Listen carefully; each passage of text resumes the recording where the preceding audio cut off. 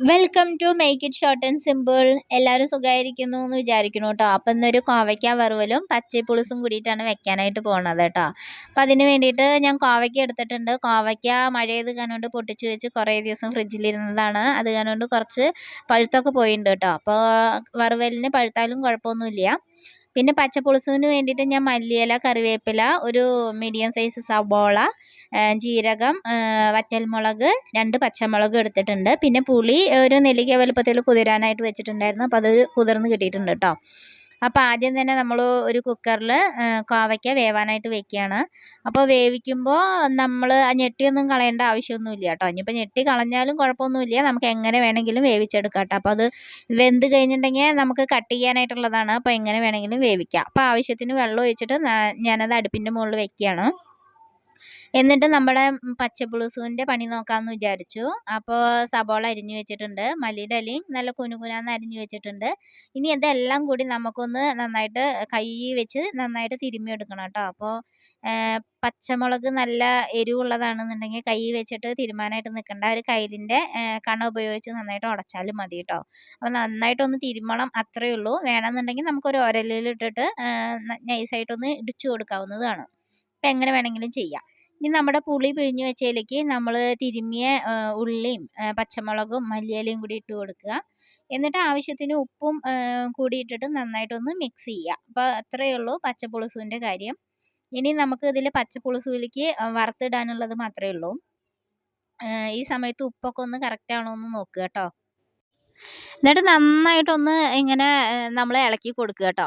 എന്നിട്ട് പുളി ഉണ്ടോ ഉപ്പുണ്ടോ എന്നൊക്കെ നോക്കുക. പുളി നല്ല പുളി വേണ്ട കേട്ടോ, ഒരു ചെറിയ പുളി മതി. ഇനി വറുത്തിടാൻ വേണ്ടിയിട്ട് ഞാൻ ജീരകം എടുത്തിട്ടുണ്ട്, വറ്റൽമുളക് എടുത്തിട്ടുണ്ട്, കറിവേപ്പില എടുത്തിട്ടുണ്ട്. അപ്പോൾ ഇത് നമ്മൾ കടുക് ഇതിൽ പൊട്ടിക്കില്ല കേട്ടോ. ചില ആളുകളൊക്കെ കടുക് പൊട്ടിക്കണം കണ്ടിട്ടുണ്ട്. നമുക്ക് വേണമെന്നുണ്ടെങ്കിൽ പൊട്ടിക്കുക, അത്രയേ ഉള്ളൂ. ആദ്യം ജീരകം ഇടുക, പിന്നെ വറ്റൽമുളക് ഇടുക, കറിവേപ്പിൻ്റെ ഇല ഇട്ടിട്ട് നന്നായിട്ടൊന്ന് മിക്സ് ചെയ്യുക.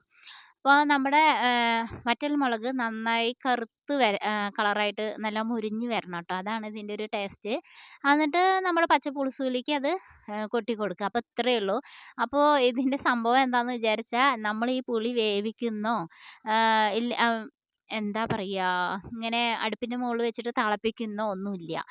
ഇങ്ങനെ പച്ച പുളിസു എന്നാണ് അതിൻ്റെ പേര്. അപ്പോൾ പച്ചയ്ക്ക് അങ്ങനെ പുളിയിൽ ഇത് സംഭവം ചെയ്യുക, അത്രയേ ഉള്ളൂ. അതാണ് പച്ചപ്പുളിസു കേട്ടോ.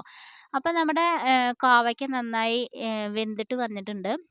ഒരു 2 വിസിൽ വിട്ടാൽ മതിയാവും കേട്ടോ കോവയ്ക്കയ്ക്ക്. കോവയ്ക്കയുടെ റെസിപ്പി ഇതിന് മുന്നേ ഞാൻ ഇട്ടിട്ടുണ്ടായിരുന്നു. അപ്പോൾ അത് ആരും കണ്ടിട്ടൊന്നും ഇല്ല കേട്ടോ. അപ്പോൾ ഉണ്ടാക്കുമ്പോൾ അങ്ങനെ ഒരു വീഡിയോ എടുത്തതന്നേ ഉള്ളൂ കേട്ടോ. അപ്പോൾ അതൊരു 4 കഷ്ണമായിട്ട് ഞാൻ മുറിച്ചിട്ടുണ്ട്. മഞ്ഞൾപ്പൊടി, മുളക് പൊടി എല്ലാം ഇട്ട് നന്നായിട്ടൊന്ന് തിരുമ്മി യോജിപ്പിക്കുക. നമ്മുടെ മീനൊക്കെ നമ്മൾ വറുക്കാനായിട്ട് തിരുമ്മില്ലേ, അതേപോലെ തിരുമ്മി യോജിപ്പിക്കുക. ചട്ടിയിലേക്ക് എണ്ണ ഒഴിക്കുക. അതിന് ശേഷം നമ്മുടെ കോവയ്ക്ക അതിലിട്ടിട്ട് നന്നായി വറുത്തെടുക്കുക. ഇതാണ് കോവയ്ക്ക വറവൽ, ഇത്രയേ ഉള്ളൂ പണി. അപ്പോൾ ഒക്കെ സിമ്പിളായിട്ട് ചെയ്യാൻ പറ്റുന്ന കാര്യങ്ങളാണ്. അപ്പോൾ ഒറ്റയ്ക്കൊക്കെ ഉള്ളൂ, സമയക്കുറവുണ്ട്, സമയമില്ല എന്നൊക്കെ പറയുന്നവർക്കും ഒക്കെ ഈസി ആയിട്ട് ചെയ്യാൻ പറ്റുന്ന കറികളാണ് കേട്ടോ ഇത്. അപ്പോൾ അത്രയും ഞാനും ഈ ചാനലിൽ കൂടെ ഉദ്ദേശിച്ചിട്ടുള്ളൂ. ഞാൻ സിമ്പിളായിട്ട് ചെയ്യുന്ന കാര്യങ്ങൾ നിങ്ങളുമായിട്ട് ഷെയർ ചെയ്യുക, അത്രയേ ഉള്ളൂ. പക്ഷെ ആരും കാണാറൊന്നുമില്ല എന്നുള്ളതാണ് വാസ്തവം. അപ്പോൾ വീഡിയോ ഇഷ്ടമായാൽ എല്ലാവരും ഒന്ന് ലൈക്ക് ചെയ്യുക, ഒന്ന് സബ്സ്ക്രൈബും കൂടി ചെയ്യുക കേട്ടോ. അപ്പോൾ എല്ലാവർക്കും വീഡിയോ ഇഷ്ടമായി എന്ന് ഞാൻ വിശ്വസിക്കുന്നു കേട്ടോ. ഇനിയിപ്പോൾ നിങ്ങൾക്ക് എന്തെങ്കിലും സംശയമൊക്കെ ഉണ്ടെന്നുണ്ടെങ്കിൽ കമൻറ്റിൽ ചോദിക്കുക.